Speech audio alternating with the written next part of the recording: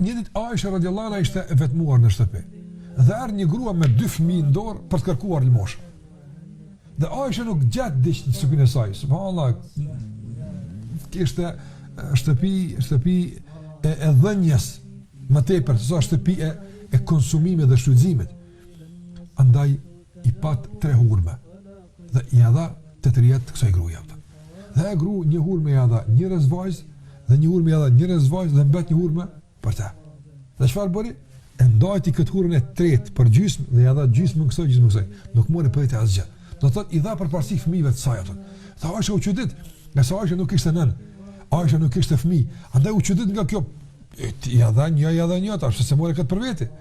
Dhe kur atë pejgamberi sallallahu alajhi wasallam i tregoi këtë rast. Tha kështu sot ndodhi. Tha pejgamberi sallallahu alajhi wasallam, "O ma ajabeki, pse po çuditesh atë?" Në të kuptim, po kjo nona është atë. Thot ata pejgamberi e përdori ashtu inkurajime. Por ta inkuraju edhe Aishën për veprën që ka bërë, se sa bukur ka dhënë sadaka, por a din çfarë shtegu ke hapti me këtë sadaka. Tha a din se për atë gjysmë hurme që ka nda, jo për ato ka një kanë që ka dhënë, sa ato i ka dhënë hakun, po atë vetën që ka dhënë për gjysmë, Allahu ja ka garantuar xhenetin atë. Mu me atë hurme, me atë mëshirë që e ka nda me fëmijët e vet, Allahu ja ka garantuar xhenetin. Edhe për kas të vogël arrihet një punë ka të madhe. Kjo është inkurajim. Normalisht, nga se ka bëj me rahmet.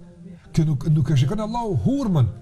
Ka se për te Allahu si një hurme, si një pallat, nuk ka vlerë tek Allahu xhallahu ala. Tek Allahu ka vlerë burimi i kësaj mirësie. A është burimi i kësaj mirësie dashuria? A është burimi i kësaj mirësie rahmeti? Pagun Allahu shumë për ta. Në qoftë se nuk është burim dashuria, por është burim interesi, është imponimi, edhe sasi të mëdha me dhën, nuk ka ndonjë pesë tek Allahu i mënduar.